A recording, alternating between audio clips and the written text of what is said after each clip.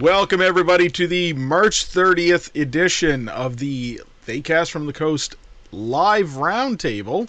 My name is Adam Miles, and I'm joined as always by Tim Johnson and Josh Lambert. How you guys doing? Great. Excellent.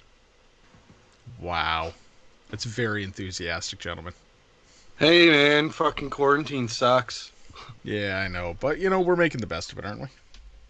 Well, I mean, to be fair, my life, like I've said before in the past, is pretty much this anyway. It's just people look at me even weirder now when I go out. I don't know how you guys are doing it. I had a day off yesterday, and I was going fucking stir crazy. I was like, what do I do? Oh, man. Yeah, no, it's rough. It's rough, but I mean, on a bonus side of things, I get to watch a couple of extra movies because the time that I spend driving into the city, I watch a movie True. instead, right? So I've been able to kind of binge a couple of things and watch some stuff, and it's been pretty good. Nice. And catching up on horror-related news and activity and such. So Has there been any? Really? Well, Has there been any? Oh, this is canceled. Oh, this got delayed. Oh, this might be made. yeah. That's pretty much our show tonight. Good night. Good night, everybody.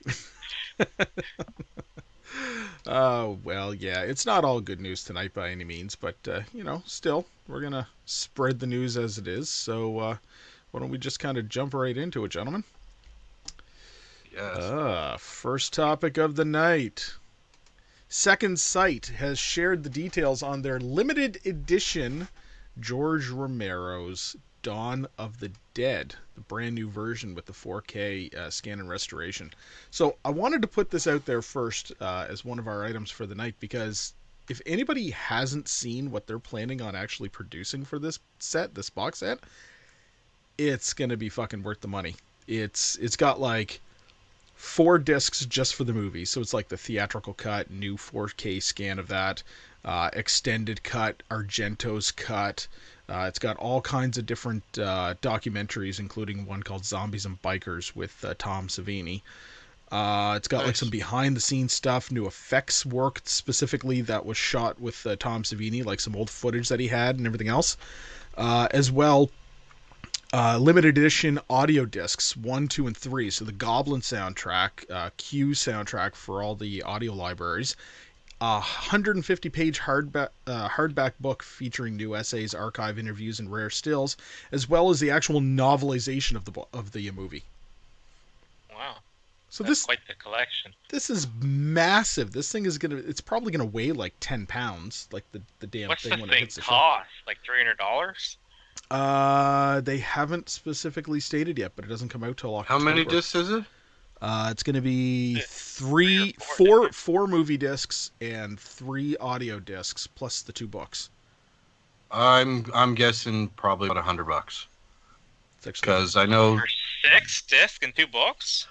Yeah, fucking maybe a little bit more, but the Star Wars Skywalker saga is fucking 250, and that's 29 discs. I suppose. Wow. Books are expensive, though. Yeah. But this is going to be crazy because there's a whole bunch of stuff that if anybody wants to read it, just look up the Second Sight Dawn of the Dead limited edition release. There's a whole bunch of stuff that's never seen the light of day on here. They're claiming that it's all brand new stuff, including Super 8 mall footage by a zombie extra that was on site doing the movie. Okay, that's cool. Yeah, it is. So this is going to be pretty damn cool. So we're fans of the Romero movies. By all means, Dawn of the Dead is like pinnacle zombie fare. So this is definitely don't tell people what I feel. How dare you judge and lump me into a fucking group with you guys saying that we all love it? I do love it. You do love it. I do love it. You tried, Tim. But still, yeah, I did. I wish there was more info about it, because I'm looking at it right now, and I mean, October 26th release date is awesome, but in general, I'm against this releasing old movies in 4K. They don't look good. No, I agree. I think, some movies benefit from being shot the way that they were shot. Right. Texas Chainsaw Like- Massacre being the prime example. Right. You know, Like, What's I'm the- all for the new Yes. content. New content is very cool. Documentaries, behind the scenes, all that stuff. Give me a box set with all that. But I really have no interest in watching, like, Texas Chainsaw Massacre, fucking The Evil Dead, any of these movies that were filmed when best viewed on a scratchy VHS so you don't see the wires and all the fucking garbage. but I mean, obviously we got technology now that can go in and actually, I know. upgrade it. I mean, yes, I'm on the fence of being a purist and, one of those, hey, give me the best quality version that I can see. I think if they released it with both, Yes. do you know Which what I mean? I think you said this has the original theatrical cut. I assume. Yeah, I just don't know if the whole thing is going to be 4K restorations. Yeah, probably all restored. Yeah. Well, I mean, yeah, but to be fair, a lot of the shit that gets released in 4K isn't actually 4K. Like, True. again, to bring up this Star Wars fucking box set, the majority of the films, the prequels and the original trilogy, are not in 4K. They No. can't. You can operate them to be, really good formats to view on 4K, but they're not 4K. The only ones that can be made into 4K are the new ones, right? Well, So- that being said, a lot of these new 4K releases that are coming out, they actually usually come with the 4K and a Blu-ray 1080p disc. So there's a good possibility that when this gets released, they're gonna have the 4K, but they're also gonna have like everything else in Blu-ray format, Yeah. so just standard high def or something like that, right? So Yeah. I haven't bitten onto the 4K bug myself yet. I mean, yeah, it's probably gonna have some great visuals and stuff like this, but I'm still stuck with the This Blu-ray is and probably a really stupid question, but is Oh, I there can't a wait. difference between 4K disc and Blu-ray disc? there like, is. do you need a 4K Blu-ray player? You do. Yeah. Yeah. Or at least a blue 4K TV. Oh, okay. Yeah. Yeah. It's a resolution, right? So your full HD Blu-rays are 1080p, whereas 4K is I can't remember the exact resolution, but it's a higher resolution entirely. So You know what? I'm fine with my fucking plasma TV and my fucking Blu-ray Right. shit. I don't care. Fuck, Same- my little beady eyes can't even go 4K. Josh is still watching VHS anyway. I literally went in. I remember, was it Best Buy or one of the Radio Shack type stores with like the new TVs and they're all set up. And I was looking, I was like, this looks better than looking out a window. Like, this is concerning to me. It's concerning. Oh, That's man. funny. Except for that smooth motion bullshit. Got to turn that stuff off, but oh well. You know what? That never bothered me. Really? True motion? Yeah, no, true motion in certain movies, it didn't bother me. Okay. Fair enough. I wish my TV had that fucking option. I'd be watching shit in true motion. You are what's Bitch. wrong. You are what's wrong with this scenario, Tim. No, I'm not. I'm just being honest. There you go. There's nothing wrong with being fucking honest. No, not at all. Okay, so we Stop also touching your face, Tim. I got something in my fucking eye, all right? Don't tell me what to do in my own house. With my own face and eyeball. I got something in my fucking eye, and I'm using the knuckle of my fucking thumb. You got Rona in your eye. Yeah, I got the fucking coronavirus solely in my eyeball. solely in his eyeball. Oh, That's right. It's like pink eye, but not. What else we got, Adam? All right, moving on to the Moving next on. topic. So we've talked about the streaming service called Quibi or Quibi before. Sam Raimi's doing a new series for it called 50 States of Fright. But apparently Steven Spielberg Oh, yeah, we- has written half of his own series that's going to be on this streaming service. But the interesting thing about this, and the reason why this is really cool, is because it is a horror-based series. And it's being described as This is the description that they give it. Given that phones can track where it is at the moment and keep tabs on when the sun rises and sets in your area, the writers and directors and producers challenge their engineers to come up with an idea for how to view this show when it's spooky out. The result, when you load the app, a clock will appear on your phone, ticking down until the sun sets wherever you are. When it's completely gone, the clock starts ticking again to when the sun comes back up, and the show will disappear until the next night. So what happens is that the series will only unveil itself every new episode when the sun goes down. I mean, that's kind of niche and That's kitschy. pretty quirky. It is. Go back. Go. Okay. So what are we talking about? So Steven Spielberg has written a show for that new streaming service, Quibi or Quibi, whatever the hell you want to call it. It's just going to be called After Dark. Okay. All right. And it's only going to be available on the streaming service. Okay. No. Sunday. What I missed. I know what we're talking about, but what I missed was, what was it called? That's because he never said. Yeah, it's because I hadn't gotten to that part yet.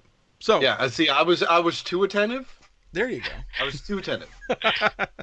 So the show is going to be called After Dark. So yeah, so the weird situation with this is that you're only going to be able to watch it during sunset in your physical location.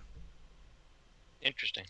That's cool, but it's gonna. People are just going to torrent it anyways. So. Yeah, I was going to say people are That's just going to like- rip it out and send it You up. can't. It's bad. You can't tell me when to watch this. Yeah, Steven Spielberg.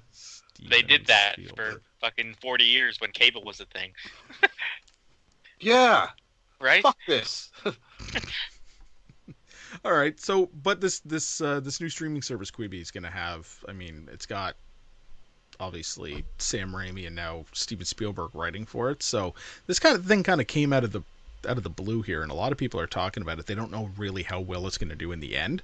A lot of people are assuming that this company is just throwing so much money into it that if it doesn't really make its money back in the first couple of months, we're probably just going to see a lot of this content go to other platforms. So basically, fire sale. Yeah. Shutter's just going to buy them. Shudder will probably just end up buying them. That's right. They'll just be a subsidiary. They'll say with the subscription to Shudder, you'll get a free subscription to this. Yeah, it'll just be Quibi, as owned by Shudder. Mm. All right, next topic, gentlemen. George A. Romero's novel, The Living Dead. I honestly thought is getting a release on 4K, and I'm like, you repeating piece of shit. Fucked his notes up. I honestly thought you were going to say that. Anyways, I'm sorry. Go ahead. It's all It's good. a novel.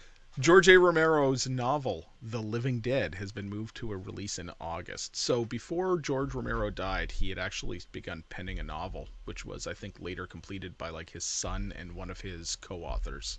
So this novel, which continues basically some stories within the Living Dead universe that he created, is going to get an official release date in August now. And I can't fucking wait to read this. Yeah, it's pretty cool that they brought author on Daniel Kraus to basically complete the novel, but using Romero's notes. So essentially, it's still Romero's thoughts. It might not just be his words, but I mean, fuck, they're saying it's a 656 page zombie epic. Dang. Yeah. The synopsis itself states, it begins with one body. A pair of medical examiners find themselves battling a dead man who won't stay dead. It spreads quickly. In a Midwestern trailer park, a black teenage girl and a Muslim immigrant battle newly risen friends and family. On a U.S. aircraft carrier, living sailors hide from the dead ones while a fanatic makes a new religion out of death. At a cable news station, a surviving anchor keeps broadcasting while his undead colleagues try to devour him. And in D.C., an autistic federal employee charts the outbreak, preserving data for a future that may never come. Everywhere, people are targeted by both the living and the dead. We think we know how this story ends, but we are wrong. Goosebumps. It sounds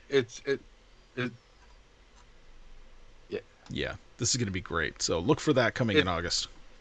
Yeah, it sounds like Romero. Totally. It's and I mean I hope that it fucking does good, because then it'll get made into a movie. Ooh, in honor of Romero. That'd be Yeah, great. can you imagine? True. Be awesome. Can you imagine that shit? Get Tom Savini to direct it. Adam, sit here and fucking imagine right now. I like what I'm imagining. Yeah, but it's probably something dumb. Like the old fucking, like, you know, when it used to show the thought bubble of, like, you know, Homer Simpson, and it's like a, right? It's a little monkey. If you like pina coladas. In Adam's dumb, stupid mind. All right. Fine. Moving on to the next topic. So look for that coming in August. I can't wait to read that. So. Yeah. Someone. See, I didn't know. Honestly, just one more thing. I didn't know that it was going to be a novel, like a story novel. I just assumed it was going to be kind of like, you know, Autobiography. an autobiography of him talking about how his life making zombies, right? But, like, you know, we got one final fucking love letter from fucking Romero. One final zombie like, that's awesome. It's awesome. Turn it into a mini series. Good topic, Adam. Oh, that'd be good. I hope the book does well and they turn it into a mini series. Nice. Yeah. That'd be cool too. So the next topic is not pure horror, but it definitely has a horror aspect to it. George Miller's Furiosa spinoff is now going to shoot in 2021 with Anya Taylor-Joy tagged onto it to star. This is awesome. So Instead, once again, it's not 100% horror, but it's apocalyptic, post-apocalyptic. It's George Miller's, awesome fucking world of the Mad Max, universe that he's created. And I mean, Anya Taylor-Joy from The Witch is going to be, and Tim's new favorite movie, The New Mutants, by the way, is set to star. shut up. Shut your fucking lying mouth. Shut your fucking lying mouth. I think it's cool, but is it going to be like a prequel? It's apparently, I don't know. It just says it's a spin-off. If it's Furiosa, why isn't it Charlize Theron? I literally have no idea what any of this is. What the fuck is Furiosa? Wait a minute. Back the fuck up. Are you never watched Mad Max? deadly serious here for a minute? Wow, your sheltered little life, Josh, with your little eyes. I got beady little eyes. There's only so many movies I can watch with these tiny eyes. Life. Wow. Your mom fucking torturing you with fucking scary stories and Beetlejuice dolls, and you're missing out on all these movies. What's a Mad Max? What's a Furiosa? He said. The fuck is a Furiosa? Sounds like a pasta. It's a character's name, and she's pretty badass. Charlize From Theron Mad plays Max? her. Yeah, from Fury Road, the last Mad Max movie made, which they've got a sequel for, plus this Furiosa spin-off that's getting prepared. So you're gonna have to. Have you ever seen any of the Mad Max movies at all, Josh? Wow. Okay, next topic. Oh, Just disappointment. Next topic. All right, next. He does this at least once every fucking podcast. Every time. I've never seen Terminator. Oh man. Oh, comments coming in. Aaron Peerless says the next topic should be how red Adam's beard is. It's pretty fiery red tonight, isn't it? Like that, gentlemen. Yeah. I'll take pride with that. That's fun. Beards of ginger. Blood moon. That's right. It's a blood moon. The gingers are out this morning. Yeah. Ooh. All right. Next topic, gentlemen, is unfortunately not a good topic at all, but we have to bring this up in honor. Stuart Gordon, rest in peace, age 72, has left this world. Here is a master of horror who has been responsible for things such as From Beyond, Castle Freak, Dagon, the Reanimator movies, right down to some of the classic sci-fi, full moon picture stuff like Robot Jocks. He even wrote things like Honey, I Shrunk the Kids. The only thing that I actually know him from, besides The Reanimator is The Pit and the Pendulum. That's it. Yeah. I've never even heard of this fucking guy. No offense. Okay. No, seriously. Hey, I only got so much knowledge, so much room for knowledge, and he's one of those guys that kind of just, I guess, got left out. Yeah. How did he pass away? Does it say? It just I don't No. I don't see anything that has said how he passes away or how he passed away. But so Stuart Gordon was also extremely good friends with people such as Mick Garris and all the other great horror directors out there today. So, and he's also been well known, obviously, for the Reanimator to pushing Jeffrey Combs into the acting world and becoming the horror icon that he is. So Who? I'm kidding. You're starting to sound like Josh. Fuck off. I know that was the point. That was the point. That was the joke. I've never seen the Reanimator, who? says Josh. Please tell me you've seen Reanimator, Josh. Yeah.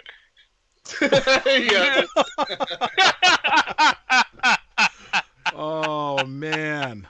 Wow. Here we go. Okay. Okay. Well, rest in peace, and I guess we're gonna move on to the next topic then, gentlemen. Watched Evil Dead fucking 800 times, but I'd never seen Reanimator. Should have turned that on one of those times, I guess. Should have. You definitely should have. So, next topic. This is interesting because this is once again showing a little bit more about how the legal aspect of things are going. The first 8 Friday the 13th movies are actually coming to Shudder in April. So, normally, I mean, Awesome. I wouldn't just, put it out there saying, guess what Shudder's getting? But this is, once again, Friday the 13th movies. They're, with the, ongoing legal battle that's happening and everything else, the first 8 of them are actually ending up on a streaming service. And they were on Netflix a long time ago.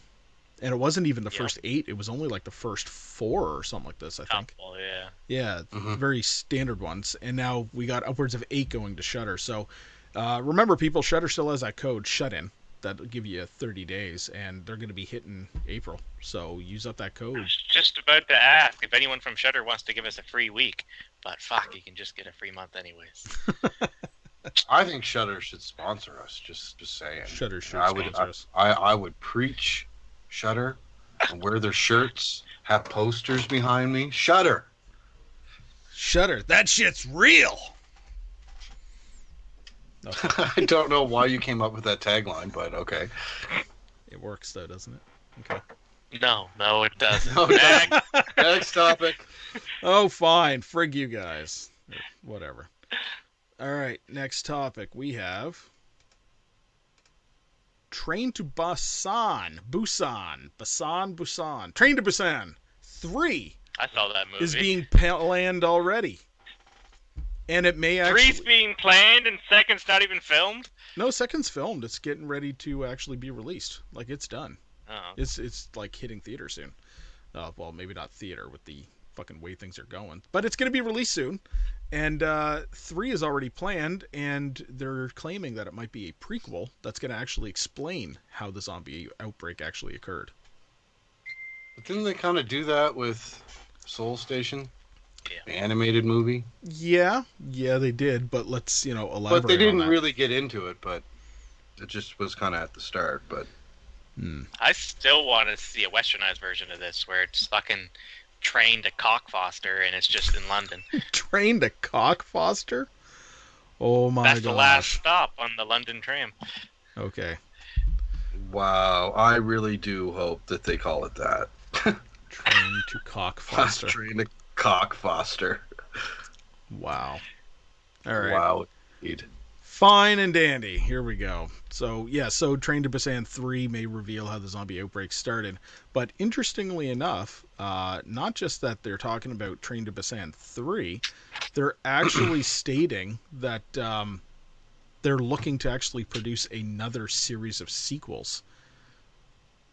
And it's one of them, part 3 that they're talking about, is the one that's going to be addressing the zombie outbreak. So it went quickly from being a cult horror classic to getting a sequel, which took a little while to get off the ground, to now they're talking about multiple sequels, with the very first one that's coming out, part 3, addressing the outbreak. So we're getting more. To be fair, Adam, to be fair though, I don't necessarily agree with your use of saying that it's a cult classic, because this movie made a shit ton of money in Korea.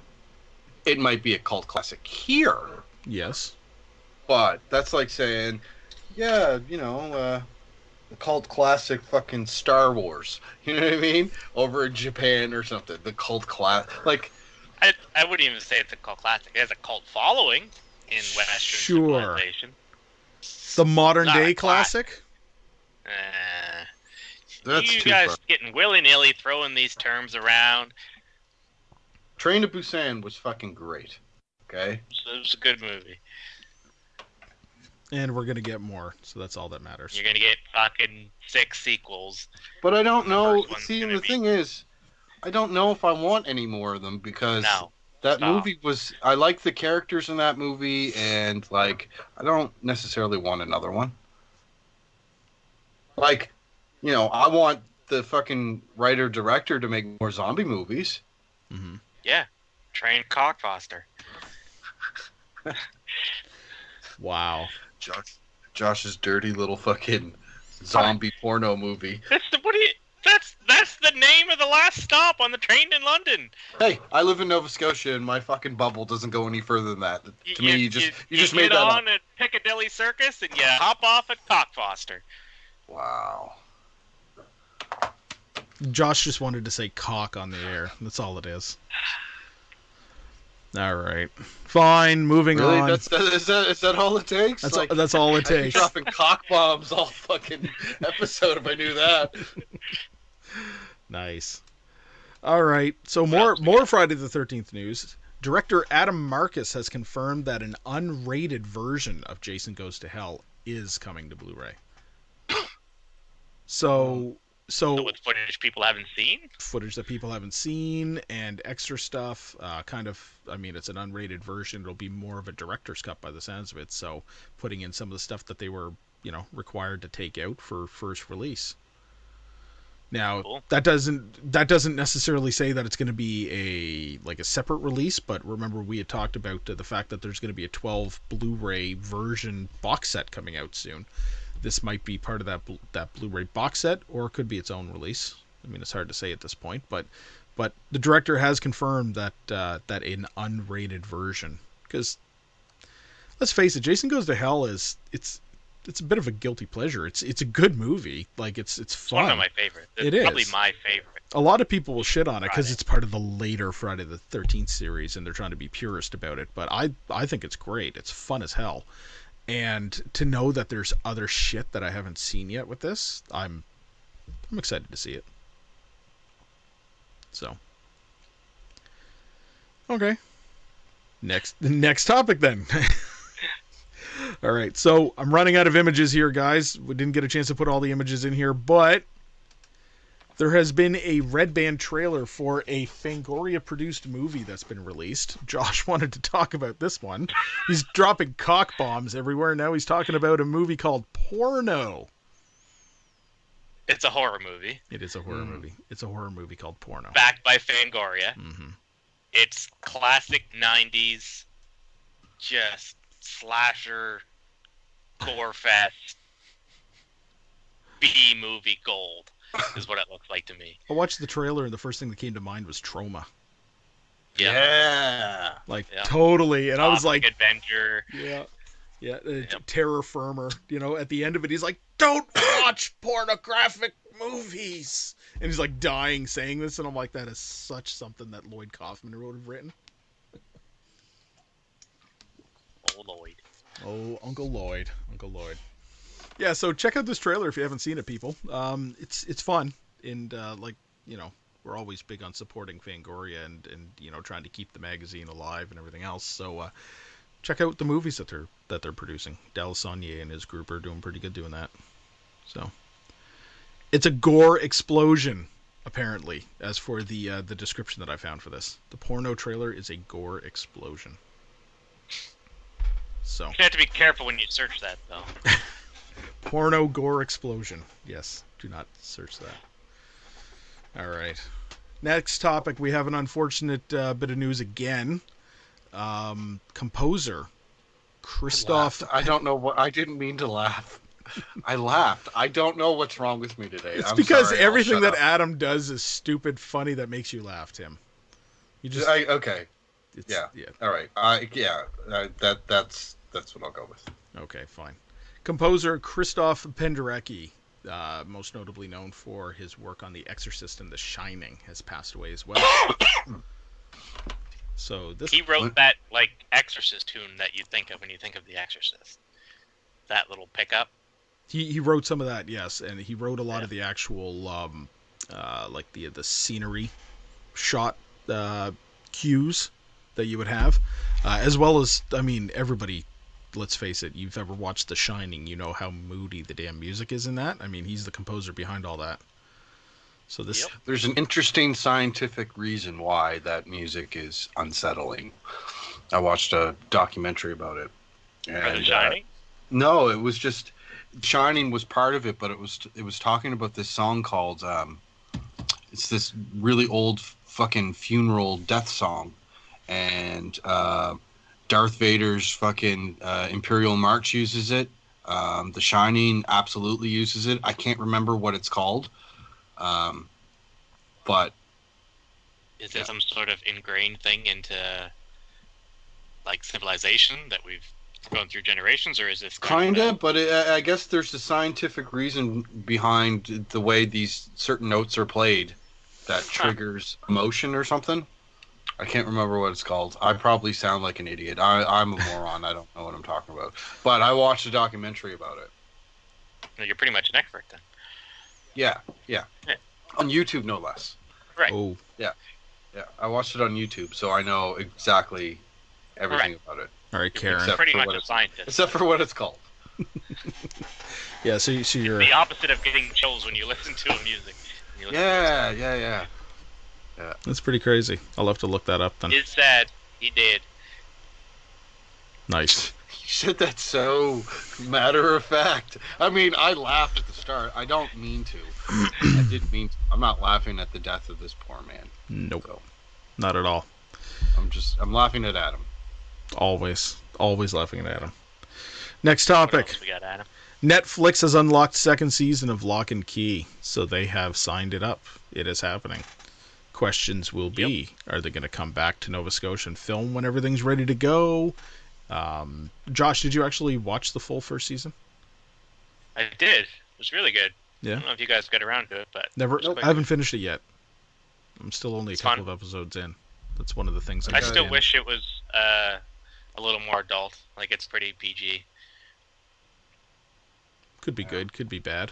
I mean, there's some movies that are pretty PG that are, fun, but I can agree because the comics are definitely portrayed in a darker mood, so PG could be weird for it. So I'll finish watching it myself one of these days. But it is popular enough on Netflix that they have once again scored a second season. So the family will be heading back to the screen.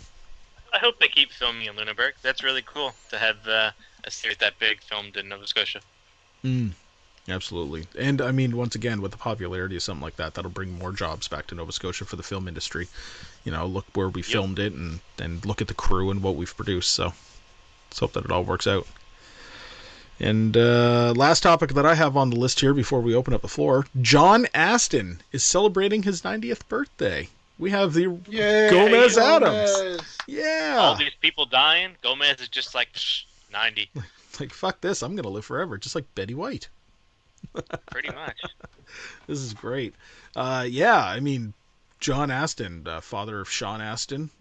He's obviously everybody knows him as Gomez Adams, but he's played some incredibly funny characters on shows like Night Court, and actually one of my favorite later year characters that he was in was the Frighteners with the. I the one- never knew that was him until today. Oh yeah, the judge. Oh, Yeah. he's I didn't funny as realize that shit was as the Gomez. judge, man. Yeah. Oh, I loved him. Yep. So absolutely. So on a positive note, after all the negativity that's going on, happy 90th birthday, John Astin. So Here's to another 90 more, you motherfucker. there you go. Excellent. Tim, you did say that you 180? 180. I don't know if I'd wish that on He anybody. ain't going nowhere. You want him to go to 180? Yes. And still play Gomez Adams or Grandpa Adams or whatever he plays on every fucking Addams Family when they make a new one. Uncle Knick-Knack. All right, opening up the floor. But Tim, you had something that you wanted to talk about first. Well, I am a frequent visitor to the website Bloody Disgusting. I've said its praise many, many times. And there was an editorial that was posted, 7 overlooked found footage films that you may have never seen. And found footage films, as we all know, kind of blew up there for a while, and it seemed every horror movie that was coming out was a found footage. But I feel that as a storytelling thing, there's some very creative ways to make you feel not necessarily more invested, but more part of the film. So I'm not necessarily a hater of found footage films, but like every type of movie, there's good ones and there's bad ones. So I started reading this fucking editorial about the 7 overlooked found footage films, and one of them jumped out. Now, out of the 7, I've watched 4, and out of the 4, 3 of them were great, but one in particular that I fucking absolutely loved, and it was the first one that I watched, was Gojiam, I think I'm pronouncing it right. Gojiam, Haunted Asylum, and essentially fucking random horror, fucking foreign movies you can't even pronounce. Jesus Christ, I can't even watch all the American ones, and you start slapping in Goji Man at me. Gojiam, say it right. Anyways, it's essentially a South Korean take on Stuart Ortiz's Grave Encounters, and I loved Grave Encounters. I thought it was a fun little fucking horror film that I randomly found on Netflix one night a couple years ago. And essentially, it's about this crew of paranormal web series, and they travel all over the place. And this particular show. And freakiest places in the world, according to CNN Travel. So they have it all set up where they have this like home base tent set outside, where they're live streaming, and there's 3 main crew members, and they basically get a group of fans of the show to bulk out the rest of their crew. And they're literally like packed with cameras. There's a GoPro mounted on front that shows their reaction. There's one on the other side that shows a POV. Each one of them got fucking camcorders. One guy's got a VR camera, so people could watch it in VR. And the goal with the three showrunners is basically to try to get to 1 million subs or 1 million people watching it, so they can get ad revenue and fucking sponsorship and all that kind of stuff. So they set up certain things to happen in this insane asylum or psychiatric hospital, and like every fucking horror movie, whatever the setup was, shit actually starts happening. But what I was telling you guys before we jumped on was that it's only like 90 minutes long, like most horror movies, but they spent like an hour of it setting up tension, but it didn't feel like nothing was happening. Like you were always expecting something to come out. And I mean, the thing that I find with a lot of South Korean horror movies is they'll hide things. You know what I mean? Like someone be peering around the corner and you don't see them the first time you watch it, but they're there or whatever. Anyways, they set it up for like an hour, and then the last half hour is just fucking chaos, and it was great. It was fucking great. And I don't know if anybody else has ever heard of this movie. I never heard of it. They had me with a spiritual retelling of Grave Encounter. I was sold, and I loved it. Grave Encounters is a good series. It's a good couple of movies. We reviewed them. The first one. than the second one. Oh, But 100%. Yeah. I mean, the first one's great. So Yeah. There's some new demonic right movie on the front page of Netflix. is that what it's called? Something like that. I don't remember exactly what it was called, but it was about like an exorcism or demons or something. yeah, I can see the thumbnail right now, But it's right on the front page of Netflix. and it's like it's like one word. Yeah, something like that. It's not being touted as like the next fucking scariest movie in the world, is it? Because I hate when they fucking do that. Probably. Well, the last one was so successful with your fucking ecto semen. I was right. I never watched it. I refused to watch it That's for multiple reasons. that's One, For because why? Adam fucking recommended it. I didn't recommend it. I highly Yes, you did did. not. He I recommended wasn't gonna watch it on my own. I wouldn't have came across that on my own, but like, yeah, I'll give that a watch. No, there was no recommendation. I'm pretty sure I rated S for shit. I think Just if do we not go watch back it. into the episode that you said it, you're like, yeah, he the said you token should is all watch it. yeah, probably it's the the best film of scariest the movie decade. I've ever watched. Wow. I had to buy 6 different packs of Depends for a week because I was so scared to plug in my clock radio. What? Quote Adam on. You guys are full of shit, and you know it. Stick that on the back of your VHS box, Stephen King. That's right. That's right. But that's a continuous problem, and I've talked about this before. It seems like every movie that comes out from Netflix that's like some sort of a horror movie is being like improperly overhyped on the internet as if they're like the next greatest fucking horror movie ever.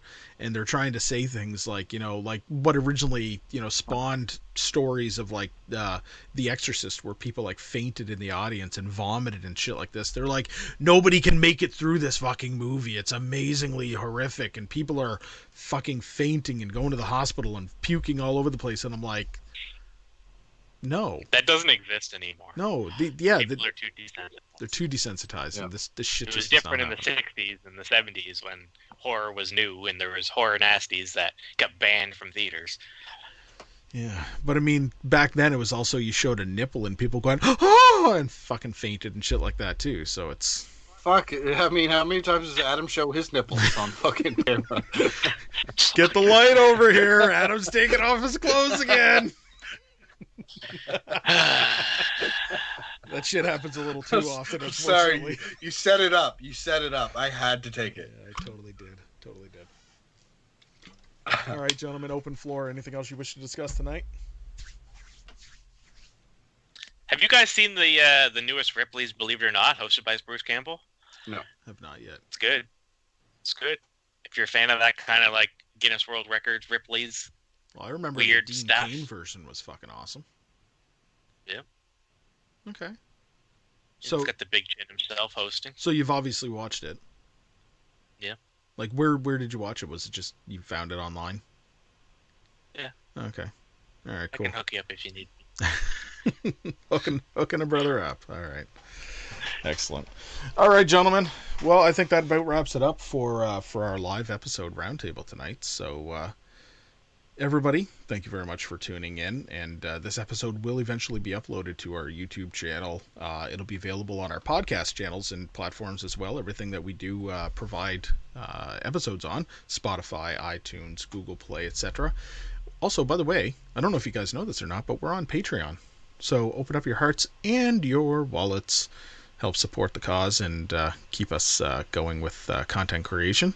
And like, subscribe, all on Facebook and on the YouTube channel itself. And until next time, Tim. Stay spooky and stay safe. That's your PSA for the night. And Josh. Wash your hands. Wash your wife, because coronavirus is coming up for everybody up in here. Wash your hands and wash your wife. All right. Yeah. Wash your wife. All right. Fine. Thanks for tuning in, everybody. See you next time. Good night.